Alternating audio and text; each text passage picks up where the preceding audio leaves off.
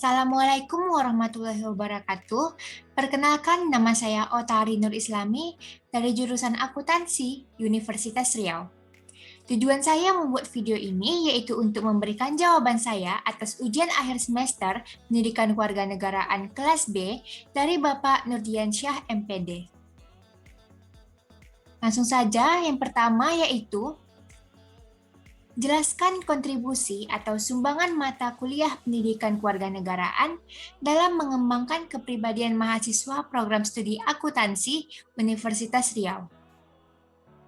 Pendidikan kewarganegaraan merupakan salah satu mata kuliah program studi akuntansi yang berperan penting dalam pengembangan kepribadian mahasiswa. Karakter mahasiswa perlahan terbentuk setelah mempelajari komponen-komponen yang menciptakan rasa nasionalisme pada seseorang. Tidak hanya itu, pendidikan kewarganegaraan di perguruan tinggi tidak sekedar membahas materi hukum dan politik, namun memberikan mahasiswa pemahaman sentuhan moral dalam kehidupan sehari-hari, seperti bagaimana cara seseorang dalam bersosialisasi, menghargai pendapat orang lain, menghargai perbedaan, menjalin komunikasi yang baik antara individu maupun kelompok di lingkungan masyarakat, mengajarkan bagaimana etika dalam bersikap di ruang lingkup yang lebih luas, sehingga karakter diri terbentuk menjadi lebih baik, dan juga mahasiswa mampu berpikir dengan kritis dan demokratis. Itulah kontribusi mata kuliah pendidikan kewarganegaraan dalam mengembangkan kepribadian mahasiswa. Soal yang kedua yaitu, apa target saudara pasca mendapatkan materi pendidikan kewarganegaraan di perguruan tinggi, hubungkan dengan komitmen upaya pemberantasan korupsi. Ketika saya mendapatkan materi dalam mata kuliah pendidikan kewarganegaraan, saya sadar sebagai warga negara saya memiliki hak dan kewajiban. Saya memiliki berbagai macam hak. Hak untuk hidup, hak untuk tumbuh dan berkembang, hak untuk menyampaikan pendapat, dan hak-hak lainnya. Serta saya juga memiliki kewajiban sebagai warga negara untuk membela negara. Target saya pasca mendapatkan materi pendidikan kewarganegaraan ini, saya sebagai warga negara dapat turut serta dalam upaya pemberantasan korupsi dengan salah satu caranya, yaitu menggunakan hak saya untuk menyampaikan pendapat dengan penuh tanggung jawab ketika saya mengetahui informasi yang mencurigakan atau hal-hal lain yang menyinggung adanya tindak pidana korupsi dalam pihak manapun, dan saya harus bisa mensosialisasikan terutama kepada orang terdekat akan bahayanya tindak pidana korupsi ini. Selain itu, saya harus berupaya menjaga komitmen dalam diri saya untuk menjauhi hal-hal yang berbau korupsi. Berbagai ilmu pengetahuan dan ilmu moral yang saya dapatkan mengajarkan saya untuk menjadi pribadi yang lebih baik, bertanggung jawab, memiliki rasa toleransi yang tinggi, dan saya sadar saya tidak bisa menggunakan penuh hak yang saya miliki karena di dalamnya terdapat hak orang lain juga. Kita tidak dapat memaksakan hak kita dengan semena-mena. Oleh karena itu, pentingnya nilai-nilai moral yang terkandung dan didapat oleh mahasiswa ketika belajar pendidikan kewarganegaraan menumbuhkan pikiran kritis dan demokratis, sehingga menghindari hal-hal yang tidak seharusnya dilakukan. Jelaskan masalah kewarganegaraan di Indonesia terkait dengan keberagaman, hubungan antar agama, suku, ras, dan antar golongan. Cari satu kasus, uraikan kasus tersebut dan berikan pandanganmu terkait keberagaman di Indonesia saat ini. Indonesia negara yang dikenal dengan keragamannya. Keberagaman suku, ras, serta antar golongan merupakan hal unik dan dikenal dengan semboyan bangsa, yaitu berbeda-beda tetap satu jua, Bhinneka Tunggal Ika. Namun, tidak dipungkiri keberagaman ini dapat juga menjadi sebab terjadinya disintegrasi bangsa atau perpecahan dalam bangsa. Hal ini dapat dilihat dari salah satu contoh kasus, yaitu konflik antara suku Dayak dengan suku Madura di Sampit, yang mana konflik ini dipelopori oleh penyerangan suku Dayak sebagai suku asli Kalimantan Tengah terhadap dua orang yang bersuku Madura, sehingga menimbulkan kerusuhan besar di Kalimantan Tengah yang merenggut banyak nyawa serta kerugian besar lainnya. Kasus ini merupakan contoh bahwa ternyata di dalam masyarakat Indonesia ini masih terdapat permasalahan berkaitan dengan keberagaman. Permasalahan ini awalnya adalah masalah antar individu, lalu menjadi masalah antar kelompok, Kenapa hal ini bisa terjadi? Permasalahan muncul karena adanya faktor penyebab masalah keberagaman, yaitu faktor kebijakan pengaturan keberagaman dan arogansi lokal yang terdapat dalam keberagaman.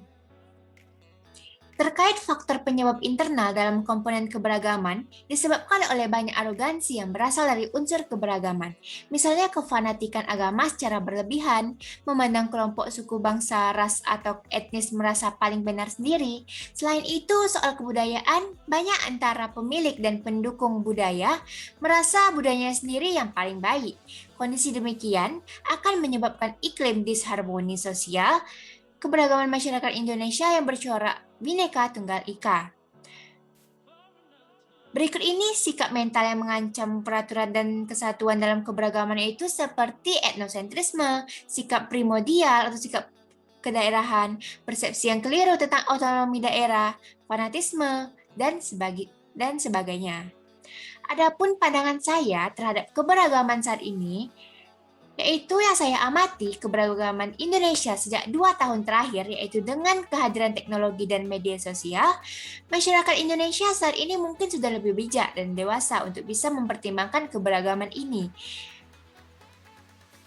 Keberagaman ini adalah sebuah aset yang bisa kita gunakan untuk mendukung antara satu dengan yang lainnya. Sambil menyelami media, kita menjadi lebih tahu bahwa suku satu dengan lainnya itu mempunyai kekurangan dan kelebihannya masing-masing. Kita ambil sisi positif dari setiap berita disintegrasi yang muncul, bahwa kedepannya Indonesia tidak boleh hilang toleransi lagi, menuju Indonesia yang beragam dan tentram.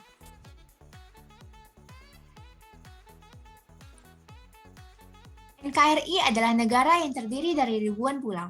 Dengan demikian, sering dikatakan Kepulauan Nusantara. Pertanyaannya, upaya-upaya apa yang harus dilaksanakan dalam rangka sosialisasi pengembangan wawasan Nusantara tersebut? Adapun upaya yang harus dilakukan dalam rangka sosialisasi pengembangan wawasan Nusantara, yaitu yang pertama, untuk tingkatan TK, kita bisa mensosialisasikan atau mengenalkan tentang hal umum tentang suatu negara, yaitu bahasa, lagu kebangsaan, dan lagu daerah, lambang negara, bendera, dan sebagainya, yaitu bahasa kita, bahasa Indonesia, lagu kebangsaan, dan lagu daerah, lambang negara kita, Garuda Pancasila, dan bendera kita, bendera merah putih. Selanjutnya itu pada tingkatan SD atau sekolah dasar, kita mengenalkan dasar negara kita, yaitu Pancasila dan dasar hukum bangsa Indonesia, yaitu Undang-Undang Dasar 1945. Selanjutnya yaitu pada tingkatan SMP dan sederajat, kita memberitahukan bahwa ada ancaman dan tantangan bagi negara kita, dan apa upaya kita untuk mempertahankan keutuhan NKRI dari ancaman-ancaman tersebut. Selanjutnya yaitu pada tingkatan SMA.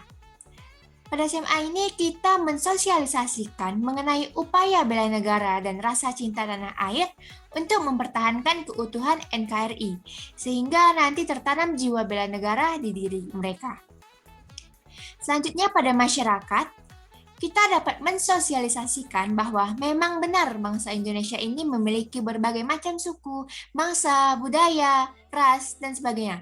Untuk itu, kita dapat memberitahu bahwa walaupun kita berbeda-beda, namun kita tetaplah satu, bangsa Indonesia. Sehingga kasus perkelahian antara suku, ras, agama, dan sebagainya yang dapat memecah belahkan bangsa itu tidak terjadi lagi.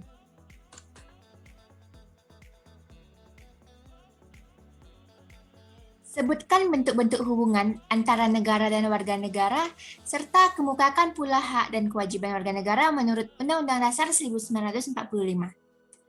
Adapun bentuk-bentuk hubungan antara negara dan warga negaranya, di antaranya yang pertama yaitu, contohnya seperti warga negara memperkenalkan budaya bangsanya kepada turis. Misalnya ada turis yang datang ke Bali, kemudian biasanya di Bali itu kita memperkenalkan budaya-budaya kita kepada mereka. Dan sekarang pun kita juga bisa melakukan itu melalui video YouTube. Selanjutnya yaitu, warga negara menaati aturan yang telah dibuat oleh negara. Kemudian, negara memberikan fasilitas umum atau pelayanan kepada warga negaranya secara gratis. Kemudian juga warga negara mengharumkan nama negaranya, seperti mengikuti kejuaraan-kejuaraan, menjadi perwakilan, kemudian bisa berkuliah lagi di luar negeri, dan sebagainya. Selanjutnya yaitu hak dan kewajiban warga negara. Adapun hak yaitu hak untuk hidup, hak berpendapat, hak berkumpul, hak memeluk agama dan menjalankan kewajiban agamanya, hak meneruskan keturunan, hak bertumbuh kembang dengan baik, hak mendapatkan keadilan dan kepastian di mata hukum, dan kemudian ada kewajiban. Yang pertama yaitu ikut serta dalam upaya pembelaan negara. Kemudian menghormati hak asasi manusia orang lain,